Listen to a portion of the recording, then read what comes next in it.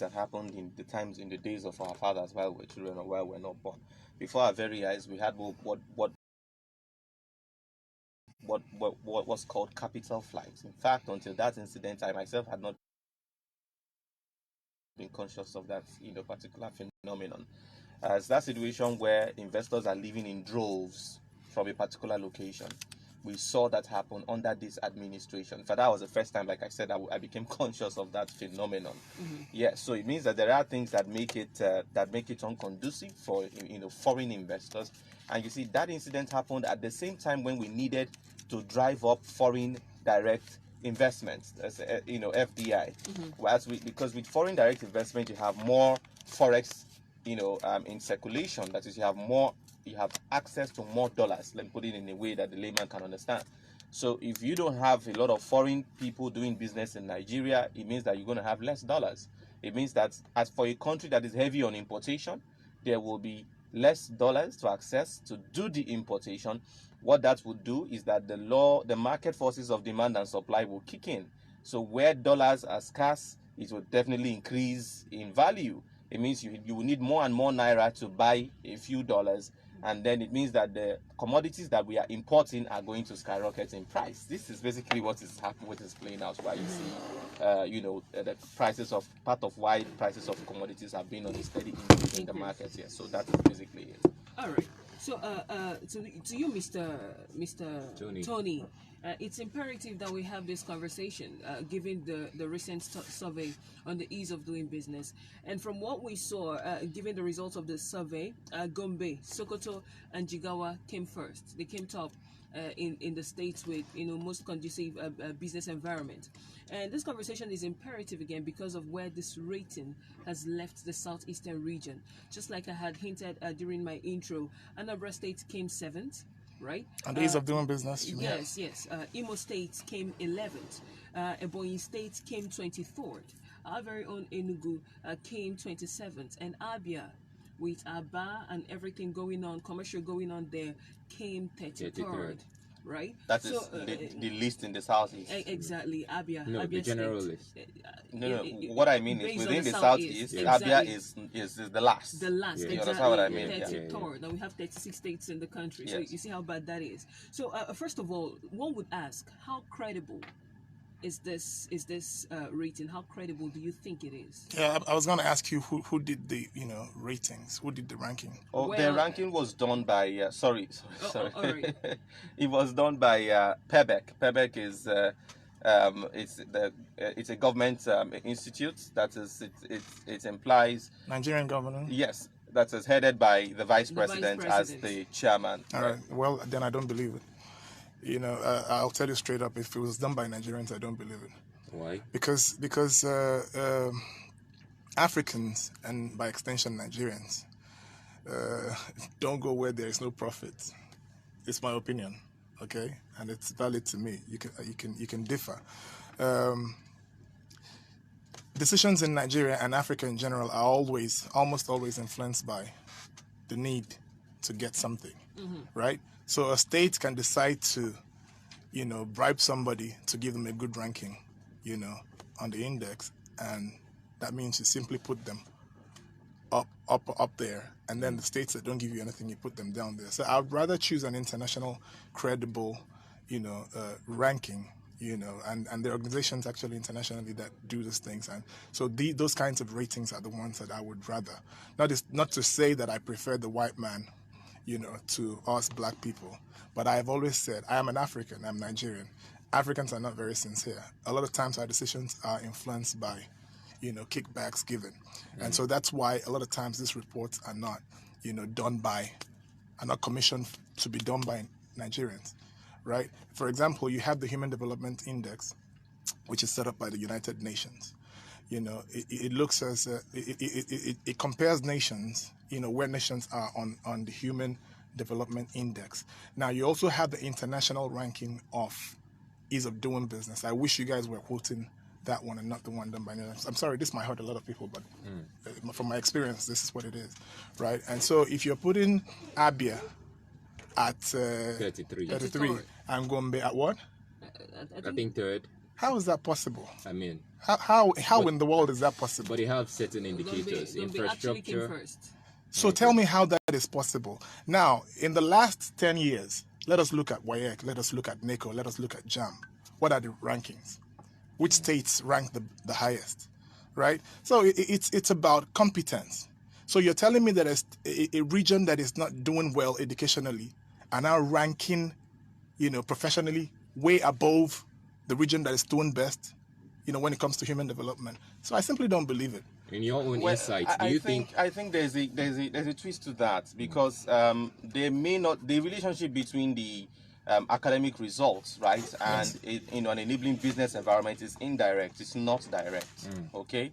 So as a result, it is possible for a region that is not ranking very high academically to rank very high in terms of ease of doing business, because you're dealing basically here with policies and decision making, which is basically an exclusive reserve of people who are in the corridors of power. And that's exactly what makes it why it is easy to understand where the Southeast is in this report. The report was carried out by PEBEC in conjunction with NEC, in conjunction with the Nigerian Bureau of Statistics, and the consultant, right, that did the job is KPMG. So that means that it goes a long way to gain some credibility of sort. And of course, if you go by what we ourselves see out there in society, right, you would see that there is a very strong relationship between the reality we see on ground and what the results actually reflect. Because we are talking basically here about an enabling environment for businesses to thrive, and we have the indices by which by which these things are being judged, ranging from issues around taxation, issues around access to credit, because we have to go back to those places to see what are they doing. For instance, if you look at the report, you see that in areas of transportation and electricity, Akwa Ibom is ranking very high. In fact, Kebbi State yes, too, and Kano. So you get that. So and you begin to ask, is it the same 3,000 watts megawatts that is available to the country, that's available, that's going round, and these people, Akwa Ibom is not in the north. You understand? It means that there is something the people are doing, or the government is doing rather, all right, in that area, and then as a result, you have more availability of power for people who are doing business compared to some other places. And these things are not far-fetched.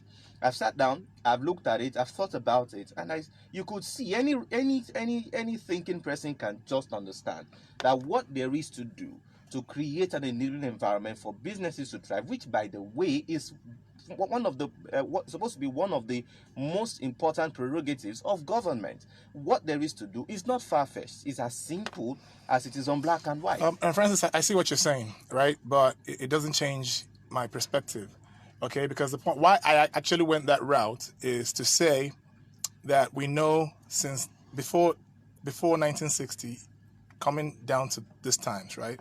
We know when you talk about competence, we know where you find the most competence in Nigeria. It's down south, southwest, southwest, okay? And so decisions that put you up there on the index of ease of doing business has to be based on competence, okay? Educational qualification, work experience, right? And so, yes, I know there are a lot of things. There are a million, things that the Southeast isn't getting right. But there's no way that you're going to convince me that a northern state is the highest on the ease of doing business in Nigeria. It's not possible. Right ahead of Lagos State. Lagos came last in transportation. And I think there is a justification to that. We all know Lagos for gridlocks, yes, and all of that. But you don't consider just transportation. There are a number of indices. He's just giving an example. There are a lot of indices. That's why I said there's too much reality on ground for us to see the relationship between what we see and what is reflected in this report. The report is not perfect. Francis, your reality will be not perfect, Southeast and Lagos probably. There is a level northern Nigeria of credibility. No, we can't say that. You know why? Do you know what happens in the northern Nigeria? Do you live there? Well, I don't live there, all right, but I have people who live there. I have been there myself, okay? So what that means is that Like I said, that's why I intend not to be technical at all right, in this particular conversation, because I want it to come across in such a way that the man walking out there in the street can grasp what we are referring to. If you ask me, for instance, where is easier, all right, to transact, to do business, all right, ranging from issues with obtaining business particulars, issues around taxation, issues around transportation, issues around accommodation, you would already begin to understand where the bar is shifting to. It's more difficult in this part of the country compared to that part of the country. That's the truth of the matter. Okay, Mr. Tony, before we look at the homegrown indicators that PEPEC used in actually declaring Gombe, Jigawa, and Sokoto the top states with the most conducive business environment, I want to ask you, made mention of educational competence. Where do you think that comes in? Do you think a conducive business environment with what we have seen so far, do you think it has anything to do with education? The fact that you are educated, because a lot of people, I'd love to believe, we want to get that straight. The fact that you are educated, does it automatically make you have a conducive business environment, or is it the responsibility of the government to create that enabling environment? No, why I brought education in the first place is that in every sphere of life, you have mathematical calculations, you have physics, you have principles, equations, right? And so these equations are gotten educationally, from one's educational career. You acquire these skills, right?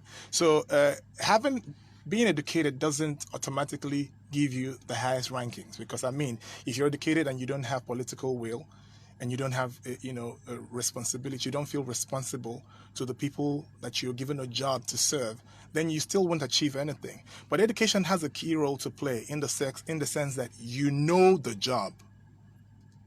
If you're a public servant, you're given a job, right? Mm-hmm. And to be able to deliver on that job, you have to know the job. You have to know the principles that apply to that job, right? You have to have knowledge of all the equations. Every time you do 1 + 1, it gives you 2, right? So education allows you to know that the addition 1 + 1 gives you 2. So if you implement the equations correctly, you will arrive at the same result that America, UK, China, every other person arrived at. And so that means you get to do well, right? But the point in Africa is that education is not given the value that it requires, right? And so that's why you find that, for example, you make me governor today, not that I'm going to be tomorrow, I don't have that ambition, right? You make me governor tomorrow, and then I decide to put Francis here, who is my friend, as my, commissioner or whatever, and then I make you based on the fact that I know you, not based on the fact that you're competent enough to do that job.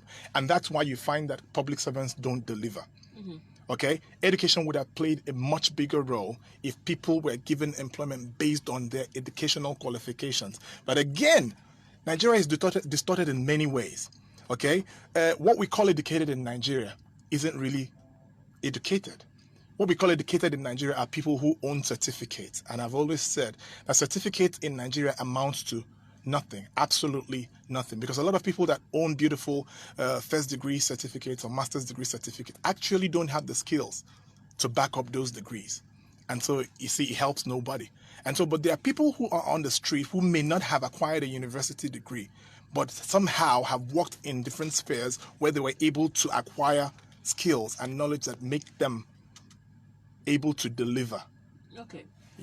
Okay, so let's bring it back home. Anambra State came 7th, and it's the topmost southeastern state, and it shows us that there is a model for Southeast. Anambra, it's like a model. I don't know what they are getting right. I want to know if you have insight into what Anambra is getting right that we can narrow down to Enugu to help the business environment here. Is there any indicators that?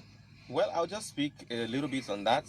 Mr. Tony here is from Anambra, so I guess he knows a lot more. Okay. The first thing I see, right, is industrialization, right? So we have the higher, concentration of industries, in Anambra, all right? And then, of course, it is a state that is very high on entrepreneurship. In fact, I don't know any other state, apart from Lagos, maybe, comparable to Anambra State. It's in the people. In fact, part of why I like to go into that is that I want to point out here that what we see in these indices, all right, no matter how, where's the word now, not exactly true, okay, they may be, is a reflection of the people more than all of these other, all of these factors we see here.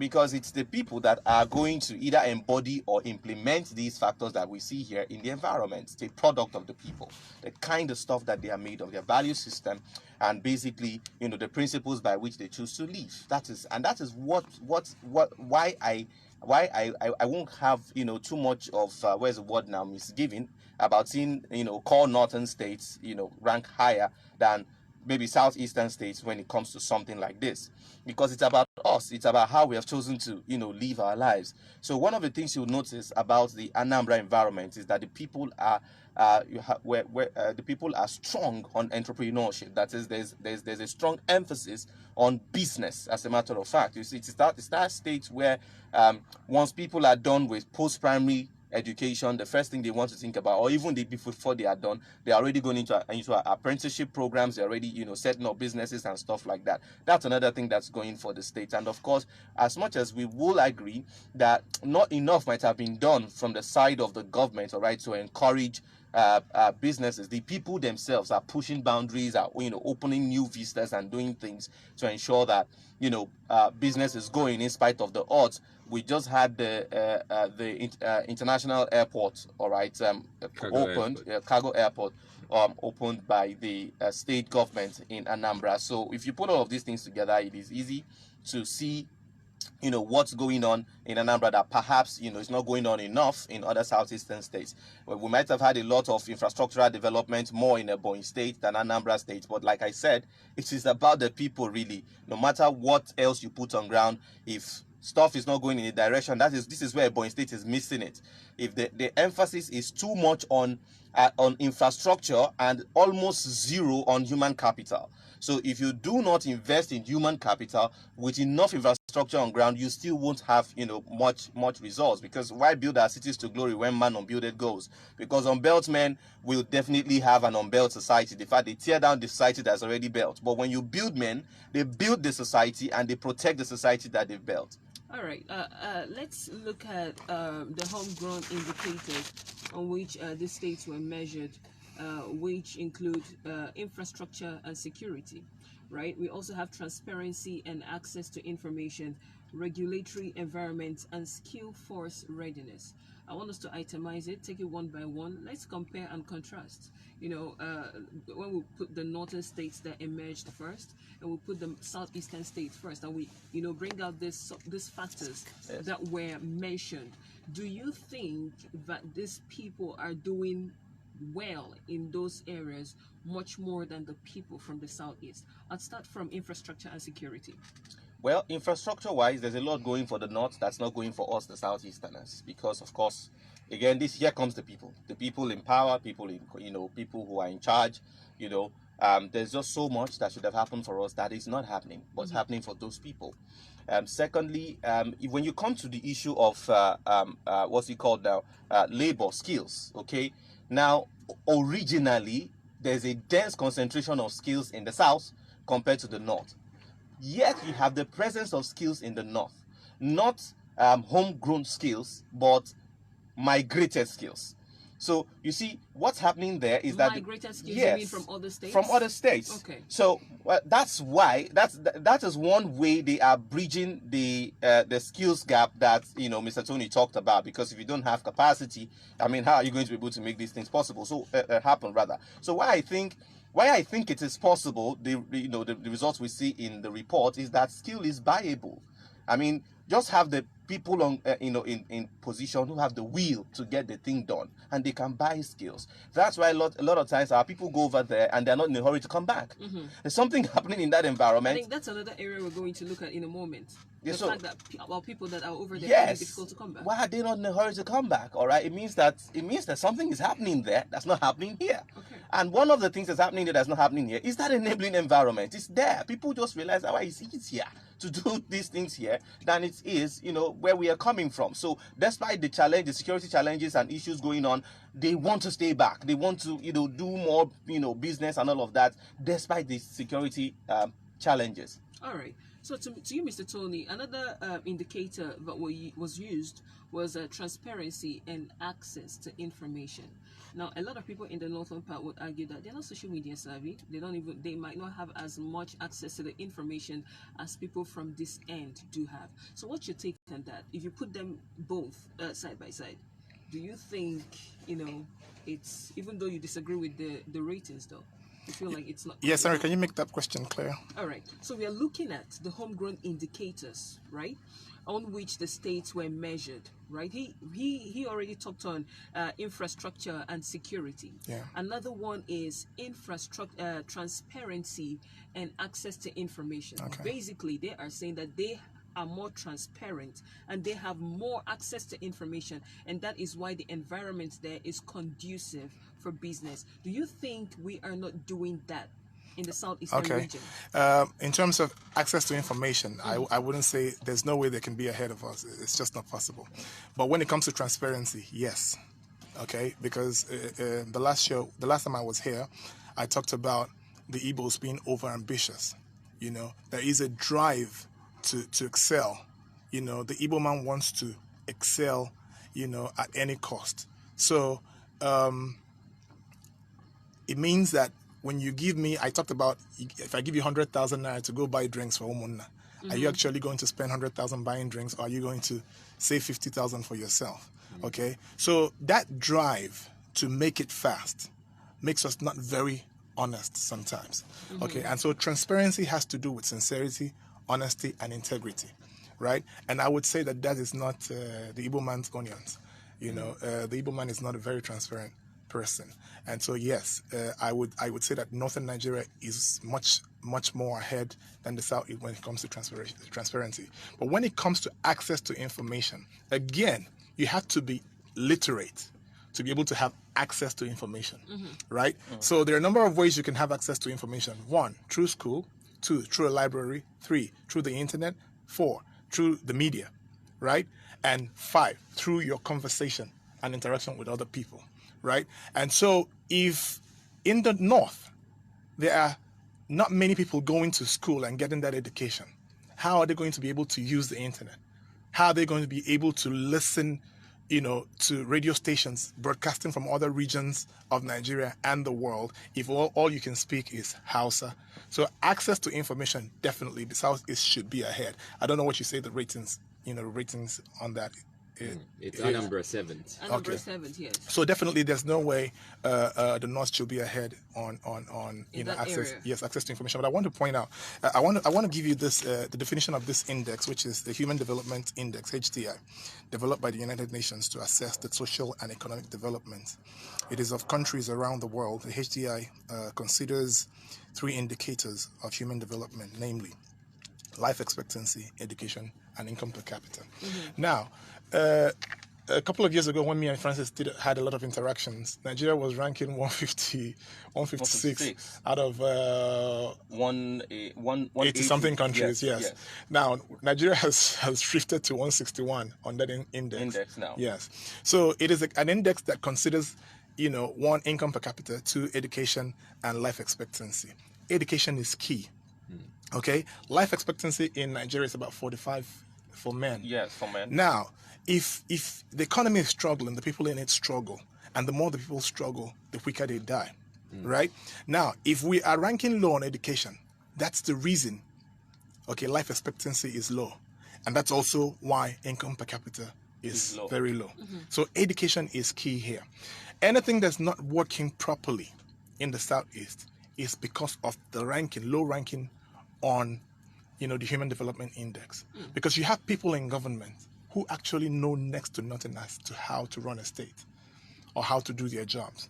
Because drive development. That's right. Because that's why I said I just don't believe that the North should be ahead. But you made a point that convinced me that skills can be paid for, can be hired. And so on that basis, it might be possible. And it's good that you brought this in, because yesterday we were talking about human capital development and poverty fighting. And it seems like the Southeast keeps bringing out a huge number of graduates. Yes, that's daily. right. But most of these graduates are not employable.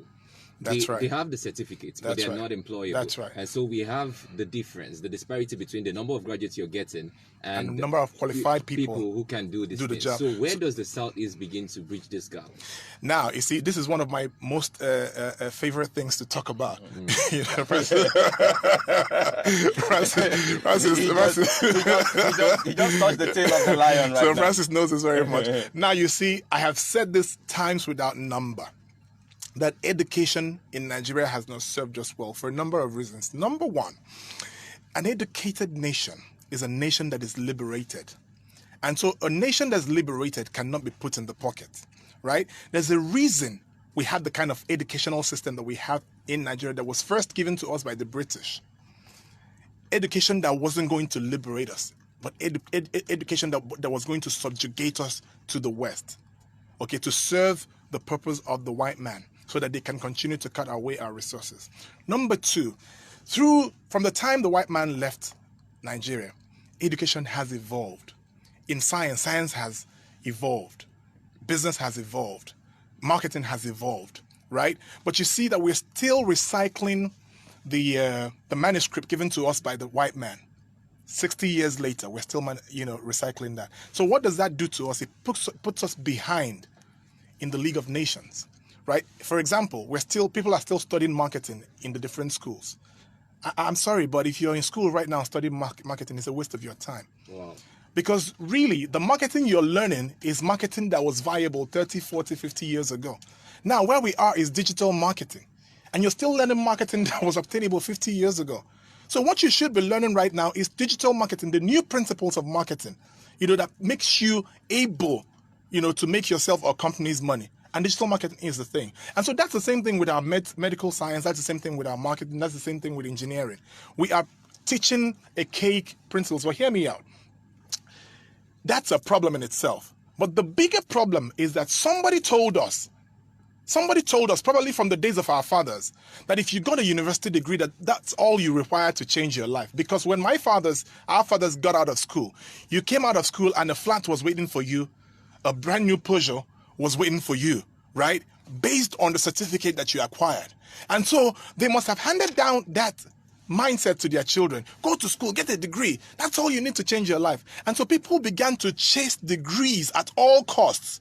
And so you find out that people go to school. Young girls are sleeping with lecturers and have been sleeping with lecturers for years. Young men are joining powerful cult groups that ensure they come out with a high CGPA, right? And so people are chasing the paper. And people aren't actually acquiring skills that make you a professional in that chosen field. And so at the end of the day, you graduate from school and you have a beautiful degree on paper. But then the first interview, and you ask a few questions in your professional area, and you're not able to answer those questions. And then the bubble bursts that I'm actually a university degree that has no skill. And so that is why things that are happening in the Southeast is happening. That's why people will build houses and 4 years later the houses are cracked. And that's why you put people in government and they're not able to deliver on their job. And that's why our people who work at the Ministry of Works are not able to do a straight road that's even smooth enough for cars to run smoothly on them. Because people just don't have the skills because of a lack of proper education. All right.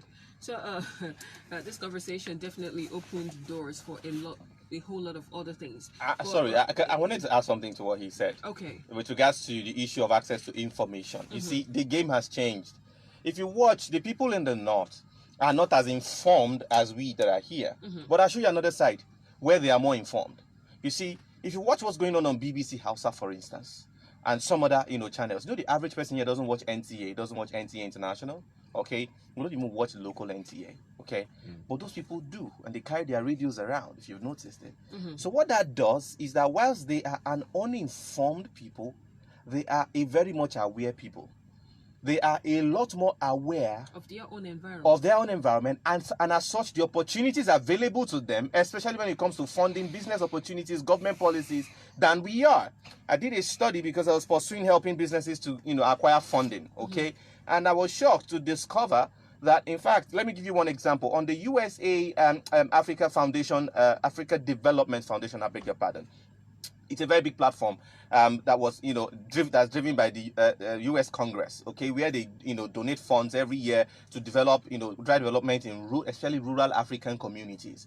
So for 2019-2020, they published 50 projects that they executed in Nigeria.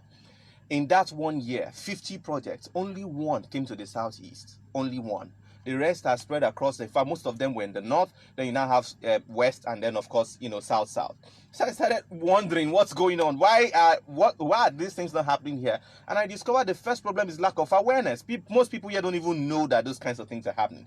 How did I know? Because as I dug and found more and more opportunities, I noticed the same pattern was repeating itself. And I realized that some of those things I saw was actually because I started doing that research.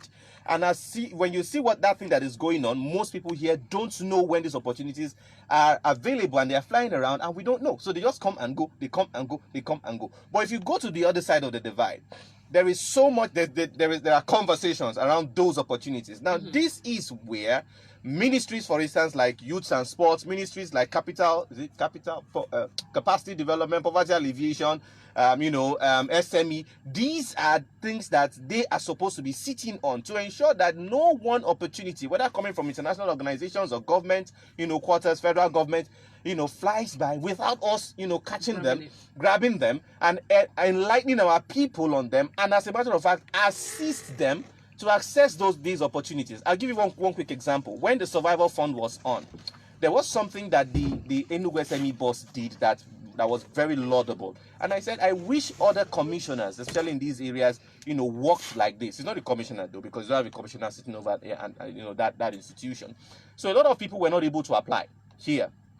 In fact, we didn't have up to 30% out of the quota that was given to Enugu State. We didn't have up to 30% of people who have applied. Why? Because there are requirements, and some of those requirements is proper business documents, which of course most businesses don't have. We don't do business process here. So he came up with this information that even if you don't have those documents, please just go ahead and apply. Find a way, to go about the portal and just submit something. That when we are done funding those who qualify by reason of providing the basic requirements, we will come to those who do not qualify, but they did apply. And that was exactly how it happened. I benefited because of that information that I got, even though I didn't have all my paperwork complete. So if I didn't have that information from him, I won't have, been able to benefit. And the many other people that are enlightened that finally got that benefit. So it dawned on me that we are not benefiting a lot, not because they are not there, not because, resources are not flowing, but because of lack of enlightenment. And that is one area where the people in the north have gotten it A1. So because they keep their people overly informed and aware of these opportunities, and even lobby where the need arises for the opportunities to come to their people, those people have more access, and it makes ease of doing business a lot more better there. Okay, but I want to say this. I agree to you to a certain extent, and not fully. That is reality. But on the other hand, we talk about marginalization. It's not a song. It is real. I agree. It is real. Okay, some of these things are said, but are intentionally not made known to the Southerners. Okay, but how about our representatives? Hold on. We have representatives in the federal corridors of power. What are they doing about this? Hold on, Francis. Some of them have tried. Okay. And have actually learned that when it comes to Southeast, you're kicking against the wall. Some of them have actually tried to get some of these things here, and they meet the wall every time. Some gave up. Okay. Now, the boss of NEPC went to the central bank concerning some funds, that were released to Nigerians, but were not getting to the Southeasterners. And then he went to ask questions. Why is that happening? And then he was told about 5 different intervention funds that are available that our people don't know about. For exporters? For exporters and for manufacturers as well. Okay. Now, why isn't that in the public know? If he did not make that move to go meet that man, he wouldn't have known about it. Okay. One of them, actually, when he was in Abuja, he was one of the people that crafted, the document that supported that project. But then in the Southeast, the officials who are supposed to make it public, how are you supposed to do that? You're supposed to do sensitization programs. Yes. You're supposed to put it in the media. You're supposed to send out communiques and stuff like that. They just don't do it because they actually don't want Southeasterners getting these things. No, and so don't blame the Igbo man or the Southerner for not going to ask or apply, because many times they've tried and they didn't get it. I'm one of those people. Okay. I'm heavily involved with, I'm fully involved with export. Yes. And so a few months ago, they started this project, Export Expansion Grant, the EEG. Yes. I didn't apply. I didn't. Because I knew they were just going to raise my hopes and at the end of the day dash it. So I gave up. I'm not discourering you. Try. Isn't that defeatist? No, it's not. No. I'm waiting for him to land. No, You see, because listen, forget about it. as real as the situation is, he's describing is, we can't give up. We are still in Nigeria. Please, So it just means that we have let to me join land, Francis. forces together. Let me land. The point is this: say whatever you want to say. My reality is my reality. Okay. Now, some other persons might have applied. Some have applied, and nobody has been given. I won't blame you, but I just didn't go. Now, let me tell you. Now, the Bank of Industry is there. Nexim is there. In the north, accessing these funds are made very easy for them. Not because they have the documents that you're talking about better than the Southeasterners, but it's just made available to them. Okay? Number two, competition is not very high there because you don't have a lot of qualified people, so the resources get around. In the South, you have too many qualified people. So they have to grapple for little resources available. Now, 4 years ago, I went to the Bank of Industry, and I wanted to, I'm passionate for agriculture. I wanted to set up a ranch. And so I went to Bank of Industry, who is supposed to be the government agency that's supposed to give me funds to do my business. And I said, I need funds to set up a proper ranch and meat processing service. And they told me it's on the exclusive list, that we cannot finance ranching. Exclusive for who? That's people who it is exclusive for the Northerners, for crying out loud. Okay, Mr. Tony. So what? Get me right. So what I was told is that federal government cannot finance me to set up a ranch, that it is on the exclusive list. For who? For the Fulani cattle rearer, for crying out loud. Those people get funds to rear cattle, but me, an Igbo man, cannot be financed by federal government to set up a proper ranch. And you're telling me?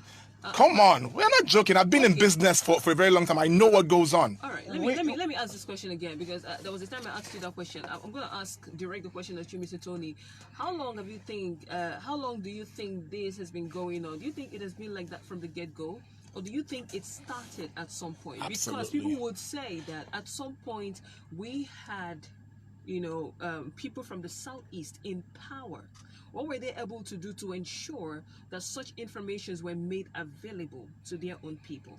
I think we should go for the news. When we come back, you answer that question. All right. Thank you very much.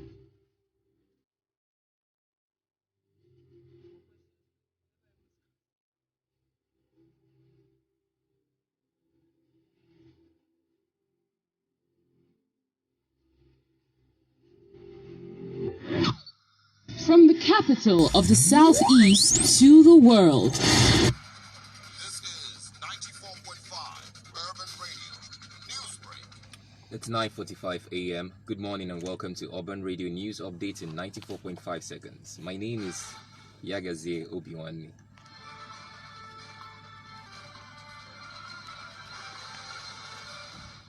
The Chief of Army Staff, Major General Farouk Yahaya, has urged the troops of 82 Division Nigeria Army to remain selfless and disciplined in the discharge of their duties. The Police Public Relations Officer in Enugu State, ASP Daniel Ndukwe, yesterday confirmed the arrest of 8 suspects for their alleged involvement in kidnapping, armed robbery, cultism, and unlawful possession of firearms and ammunition. The Enugu State Waste Management Authority, ESWAMA, has announced that this month's sanitation cleanup exercise would hold on Saturday, 26 June, between the hours of 6 a.m. and 10 a.m.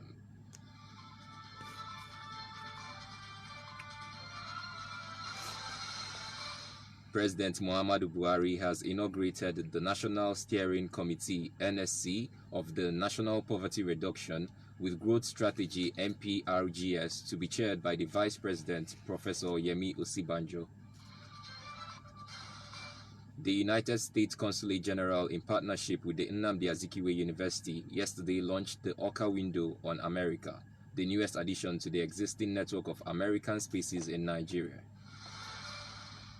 In sports, the head coach of the Nigeria men's basketball team, the Tigers, Mike Brown, has officially commenced their preparation for the 2020 Olympic Games by inviting 49 players to battle it out for the places in his final roster at their California camp in the USA.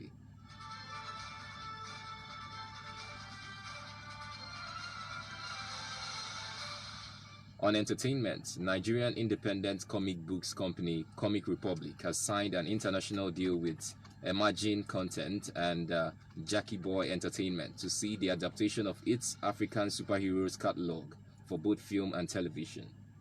You are up to the minute in 94.5 seconds. My name is Yagazie Obiwanni. Capital of the Southeast to the world.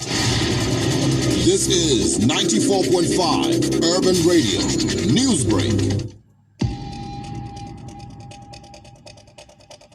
Why do we talk? We talk because transformation begins with a thought. Talks provoke thoughts, and thoughts inspire a consciousness. A new consciousness stimulates change in individuals and societies. Nigeria is not a geographical expanse of land spreading from the north to the south. Nigeria is the people that live in it. A nation is transformed only when its people are. So we will keep talking until we get it right. Join us every weekday for the Parliament, 9 a.m., exclusively on Urban Radio 94.5.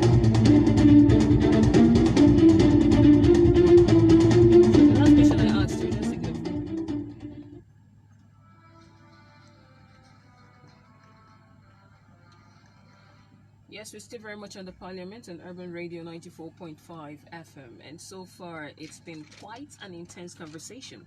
We have Francis Oka, who is an employability coach and CEO of Pickup Development Center and lead consultant at Presco Francis Resources. And of course, a friend of the house, Tony Odukwe, who is a versatile business executive of over 20 years with ample experience spanning several continents.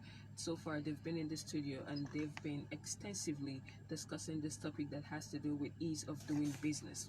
Right, so the question I asked before we went on the news break, do you think it has been like that from the get-go, or do you think it's something that started at a particular time? Yeah, it depends on what you mean by get-go. 1914, 1960.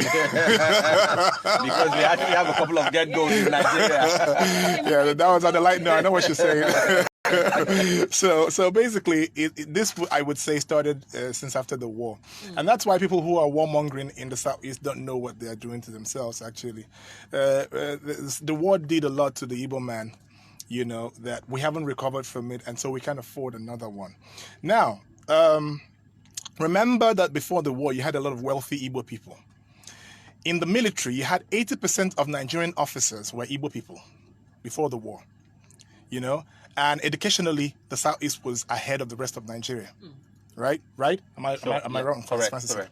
So, but after the war, we lost all of that, you know, all that position except for education. But then the money that was supposed to go to educational infrastructure, we also lost, you know. So our drive to get educated is what has kept us, you know, ahead on that curve. But then when it comes to financing, Igbos lost financing because no matter how wealthy you were before the war, after the war you only got £20, and so they began to, you know, implement policies that were designed to clip the wings of the Igbo man. Or you dared to fight Nigeria, we're going to teach you a lesson. You will never rise, right? So funds that were made available were cut off. Even your own funds were not given to you, let alone federal government interventions. And so from that point up until now, the Igbo man has been denied, Igbos have been denied their rights. And so it's become cultural in Nigeria. It's since 1960, it's been open season on the Igbos. And I'm not saying this to instigate anybody, but I know that Igbos are very strong people. Igbos are very dogged and courageous. You know, we rose from the ashes of the war, and we built wealth in the Southeast and all over Nigeria. My last visit here, I said that Igbo money has benefited the rest of Nigeria much more than it has benefited the Southeast. Very correct. You know, and so we are a strong people. We always rise from the ashes of oppression, and we will rise again. But then we must determine that we will not let that be our story. or people beaten down, or people marginalized, or people who've been attacked on every hand. That must not be our story, because we're strong enough to rise above all of this, darts that are thrown, at us, and become a better people. But my concern is that this present generation of Igbo people are not like the generation of our fathers. Why do you say that? Because this present generation of Igbos are giving up on Nigeria. Giving up on Nigeria in twofold. One, giving up on Nigeria as a nation, and they're running overseas. Some are going through Mediterranean Sea. Some are going through the Atlantic Ocean to get to Europe because they've given up on Nigeria. And I understand why. Anybody that goes through what Igbo have gone through would almost give up. But it's not better. There are people whose parents think that they're in Europe having a hard time, that one day they will call. But they actually died 9 years ago in the Atlantic Ocean. Their parents will never see them again. So they gave up on Nigeria, and they've decided that migration is the solution. On the other hand, they've given up on Nigeria, yet living in Nigeria, that, okay, we're not going to do anything, to better this Nigeria. The best thing for us is to become Biafra. But now look at it. When you become Biafra, it doesn't make all the problems go away. The same politicians are still going to have head start.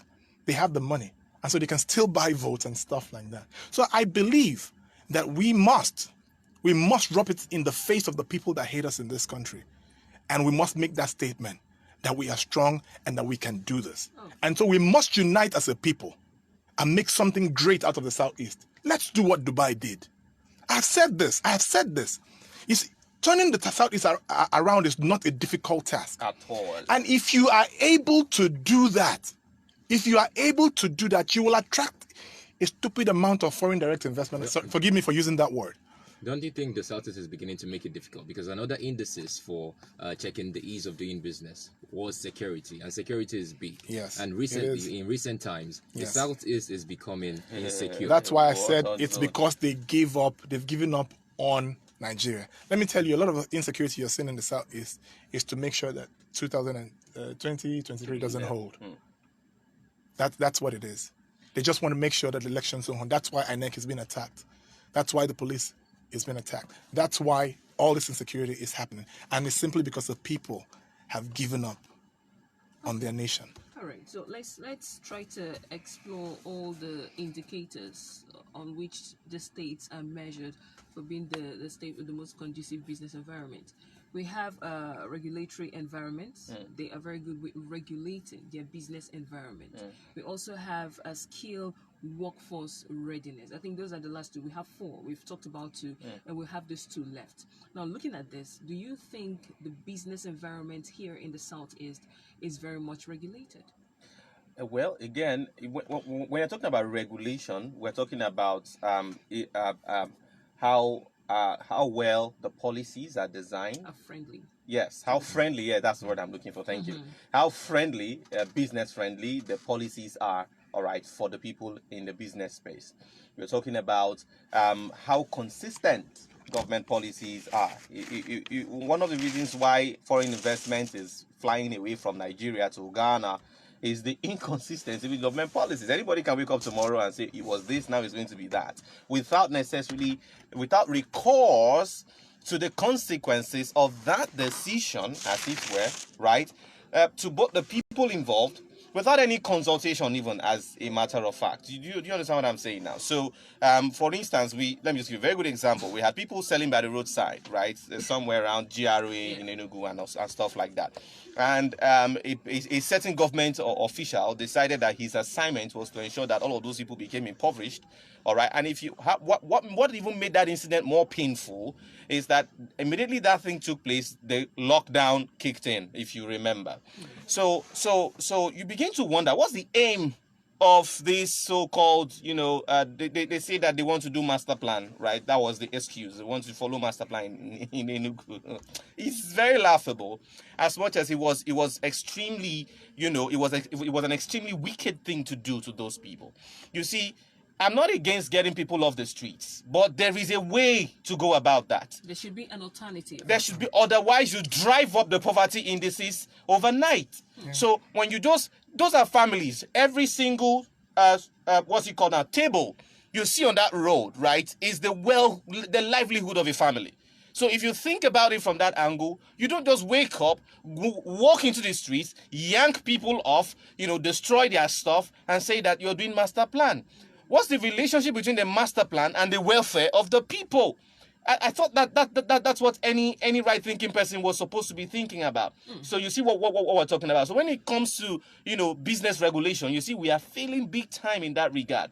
So you have state tax, you have federal government tax, you have local government tax, then you have the local government tax, then you have the indigene tax. It's crazy. So when you look at the amount of multiple taxation that if you set up shop, just open lock up shop right now, when SWAMA comes after you, of course there are statutory bills like the power bill, the water bill, and what have you.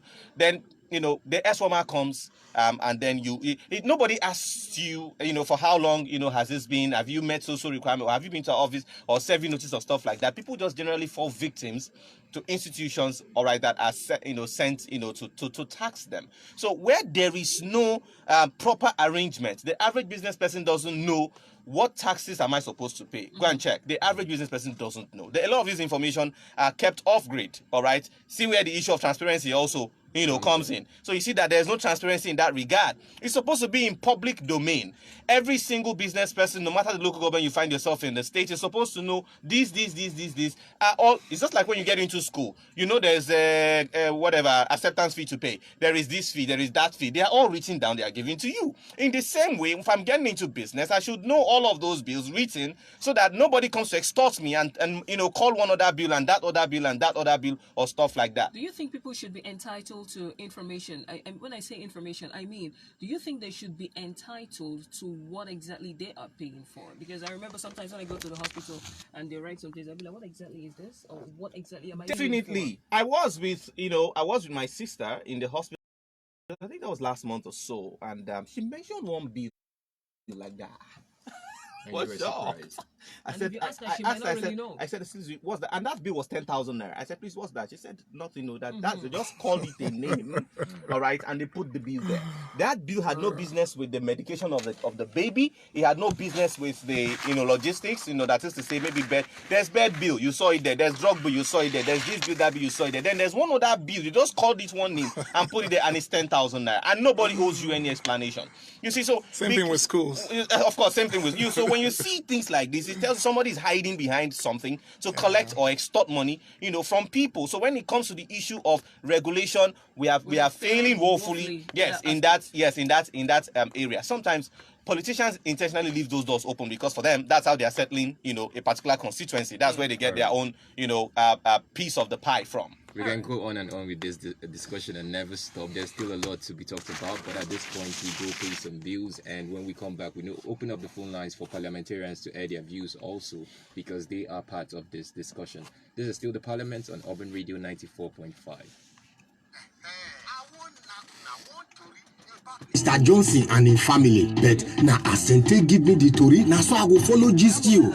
So them talk say Mr. and Mrs. Johnson meet for yonder, but I'm not they sure where Mr. and Mrs. Johnson for meet, sha. I'm not dead there, but anyways, sha.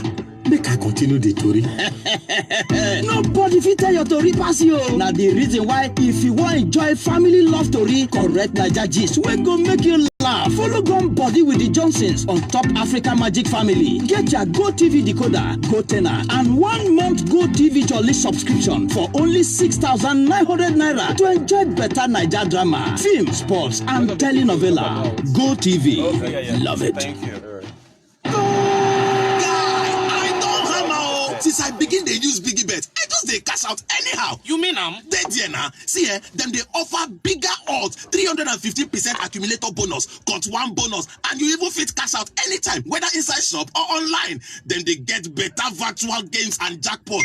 See them they even pay instantly. Oh boy, choose bigger rewards. So visit www.biggiebet.com to go claim your 120% welcome bonus now. Biggie Bet, bigger reward, bigger life.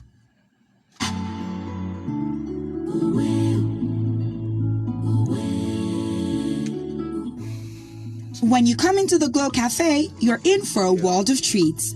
Not only can you monitor all your voice and data usage with ease, buy, share, borrow, and gift data and airtime in the smoothest ways, pay for any services of your choice using your airtime or your bank card, and manage or change I was going to speak. Now you can't cut me off. I want to talk about that You as can well. also Okay. add friends, get sweet rewards, and so much more. The exclusive and use don't thing is forget, the thing if you that ever want to triggered me recharge now. How outside can you the say Cafe rearing app, cows is just dial expensive? star That's why when people talk about Nigeria, people don't know what's going on in Nigeria. Is an step agenda. into your Glow Cafe today. Do you think they don't know what they're doing?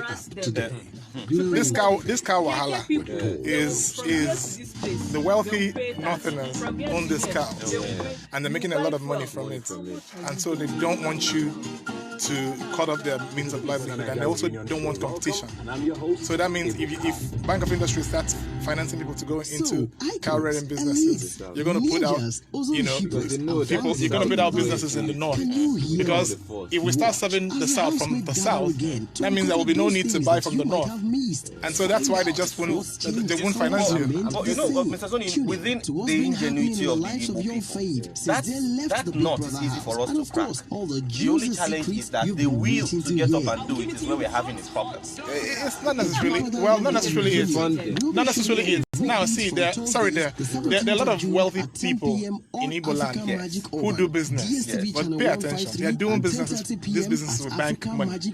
I also do business with bank money. Okay. So now you give me a loan, and then I go buy some cattle and start rearing them, and then I have 6 months to pay off this loan, and I have to pay every month. And this cows don't mature until about 8 months or 1 year. And so how do I pay the bank? And so they would rather invest that money into trading, and they know that at the end of the month they would have generated enough money to pay the bank and still run their business. So that's why most Southerners can go into that area of business with their own personal money. So you can then do it with government funds, but they won't give it to you. But they give the same funds to Northerners. They're going back in.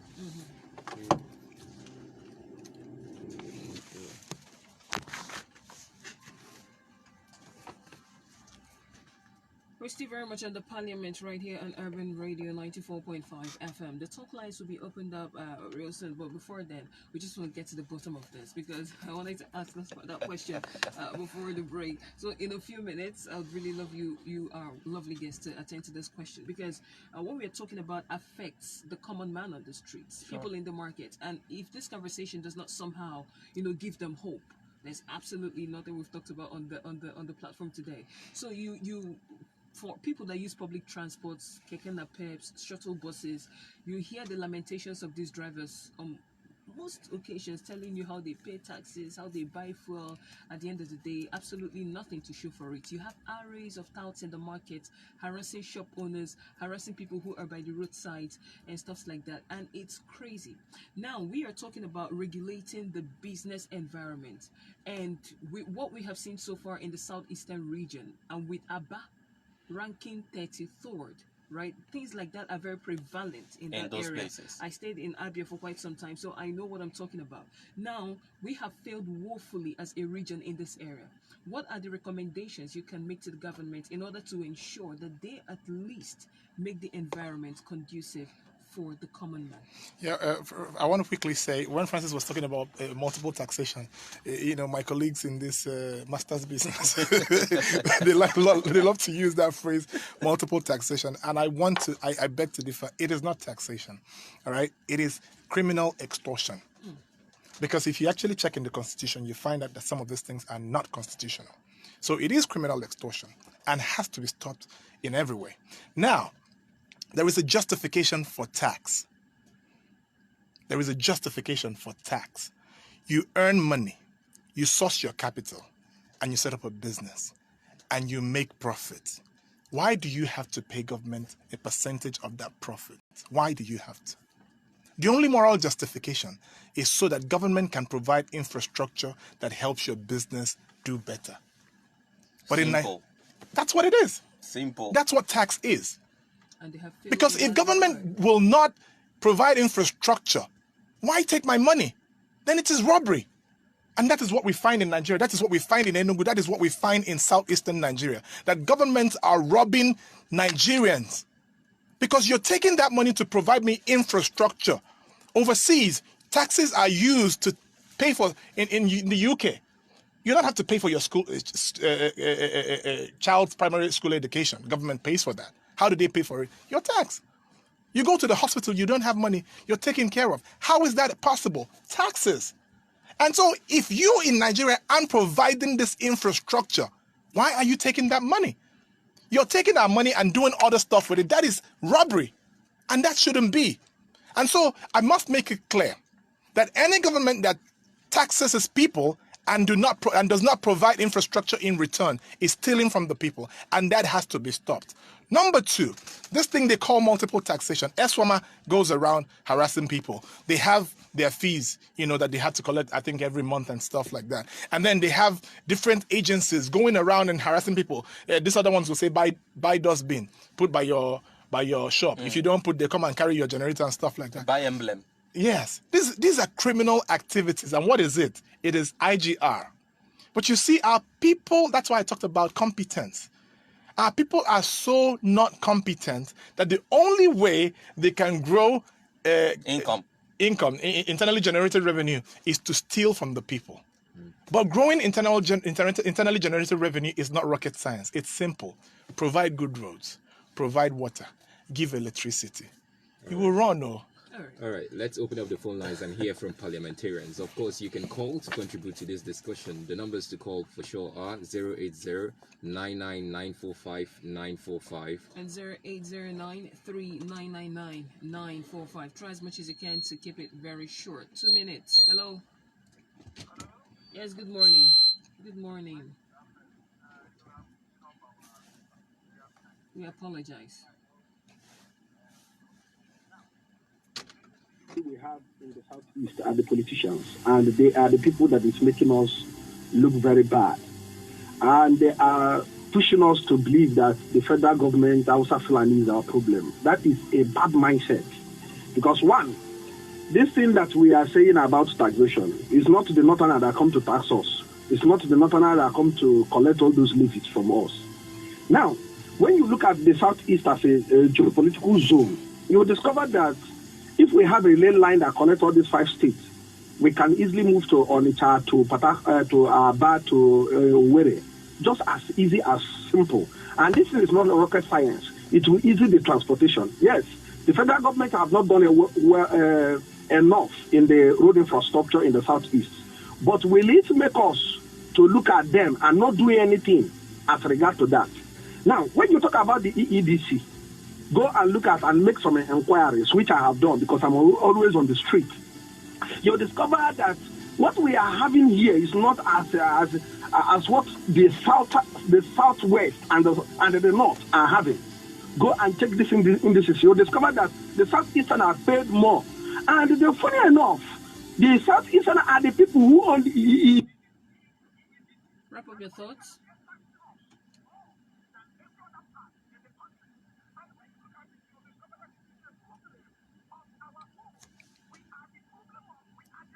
Our problem.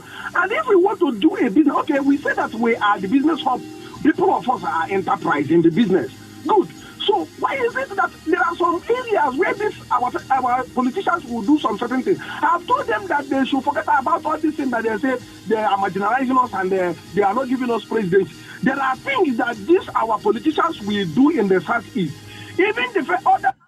All right, thank you so much. I think we've gotten your point. You've exhausted your time. You've spoken way over 2 minutes. So try as much as you can to just keep it very short. The man was on fire. Yeah. Hello. Who wouldn't be? Hello. Hello. Hello. Yes, we can hear you. Good morning. Good morning too. Go ahead. This. They cannot say more. We have been saying this every day, and people who are there, the corridors of power, will keep on doing what they are doing. Then at times I begin to ask myself, does it mean these people don't hear what the people are yearning for? Having said that, please, Southeast as a zone should be speaking with one voice. the meeting they normally have, they can come, they articulate a business plan that can drive the whole Southeastern state to begin to get the revenue that can help the government work for the people. Not after the meeting, they release a communique. The different states will go and begin to do other things they like doing in their various states.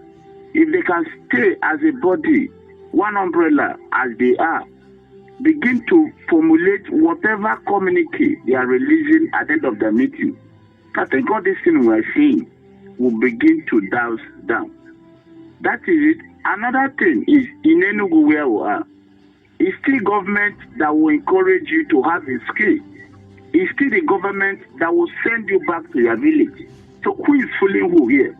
So government as a body should understand that the people must also have their say.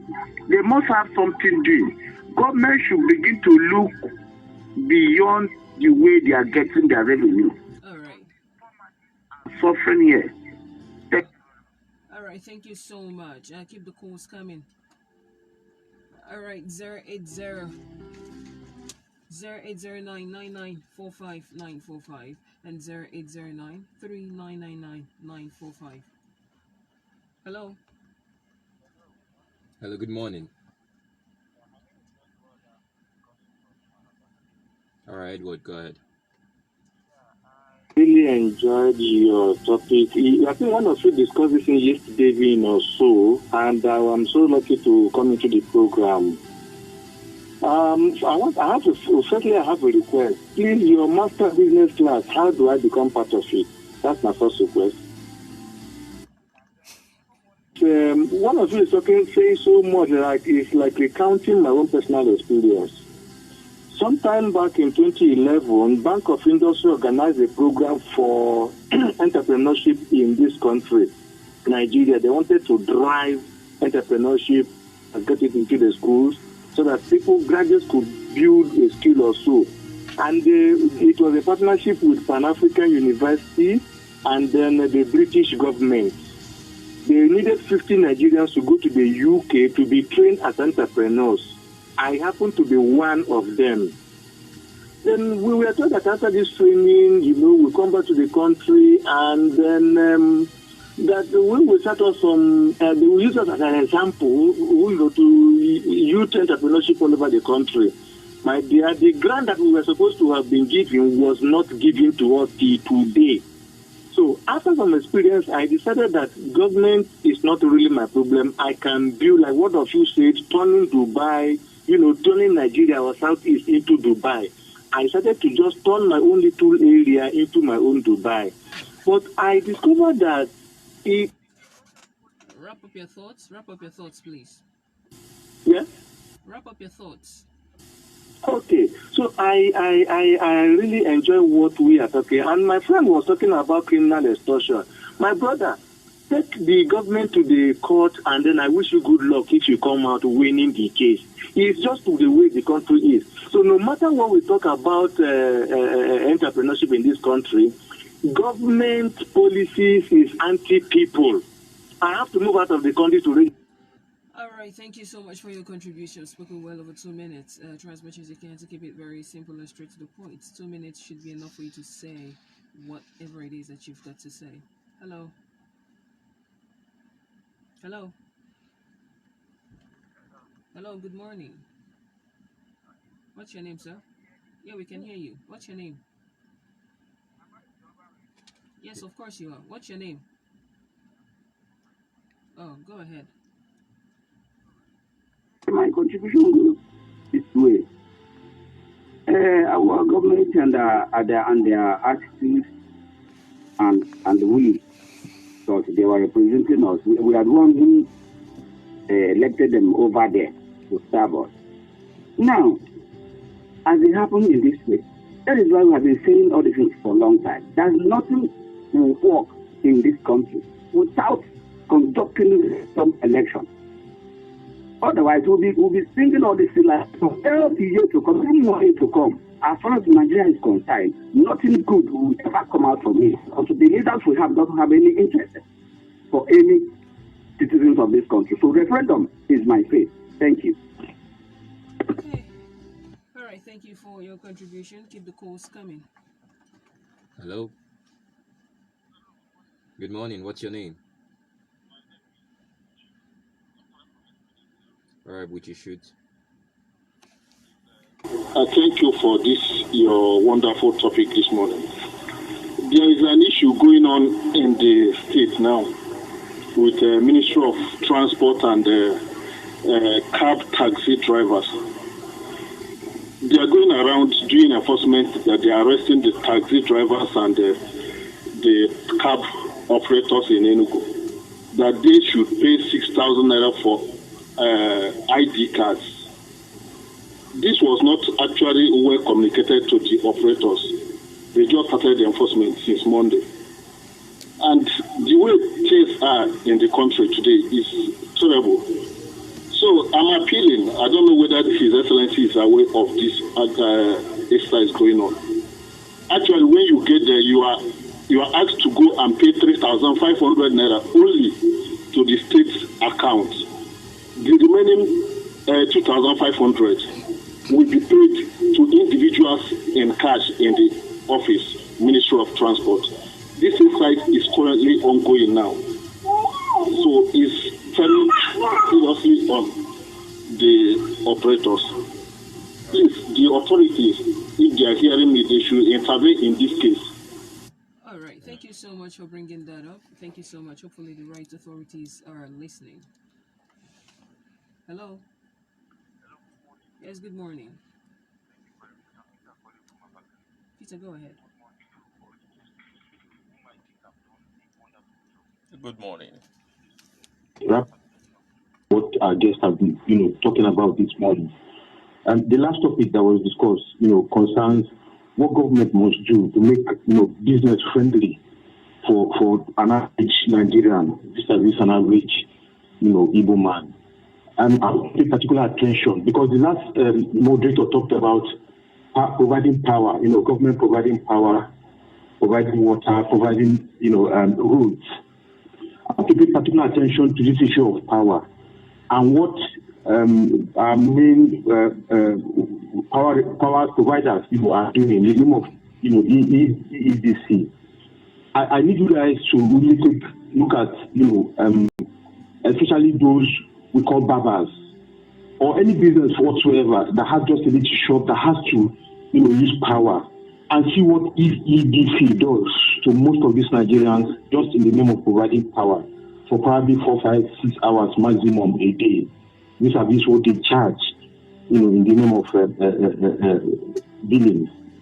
It is crazy, it is criminal, it is unheard of. And they are simply pushing a lot of people out of business, pushing people into the streets, pushing people, into crimes and all that. And there is need for government, unfortunately, who are, paying little or no attention to this. Really look at this and see how, just providing power alone, I'm sure it will go a long way in reducing most of the problems we are talking about when it comes to, doing business in the Southeast. It is very, very unfortunate, and there is need for us, to look into what EDC is doing in making sure that, this issue we are discussing about is handled properly. Have a nice day and God bless you.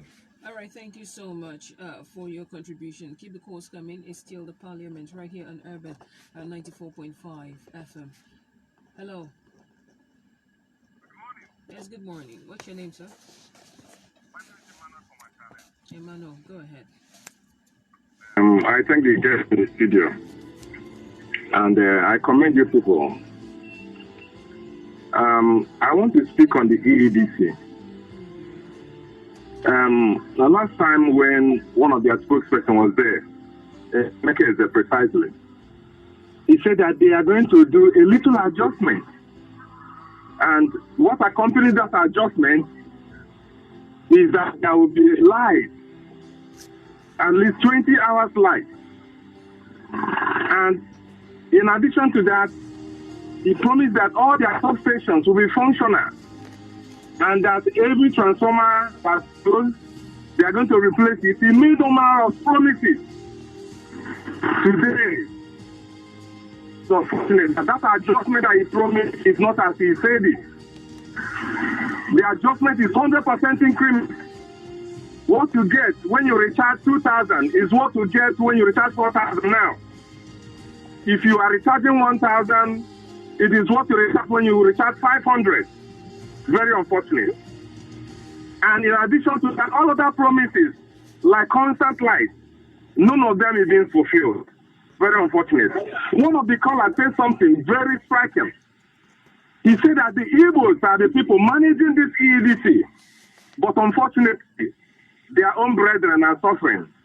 And I don't think whether our clients are even reaching their heart. Very unfortunate.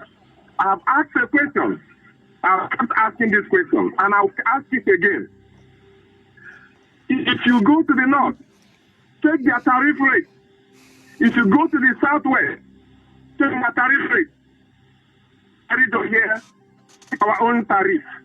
You see that we pay the highest while we have the least light. Pay the most we pay, have more light. Please, is it justified before God and man? All right, Emmanuel. Thank you so much, Emmanuel from Achara Loud. Thank you. Keep the calls coming. Hello. Good morning. What's your name? I've listened to what you just did. Here's the thing. There's something one of the guests said. They said that he's amazed when our people beat the drums of war. That he said something about knowing what was going through during the time of war. We really shouldn't be crying for war. Well, I just want to air my opinion on that. The natural human phenomenon, you don't cry for war until you have no other place to go. Once someone pushes you back, has your back on the wall, you have no other choice but to retaliate. The problem we have in this country, it's beyond human comprehension.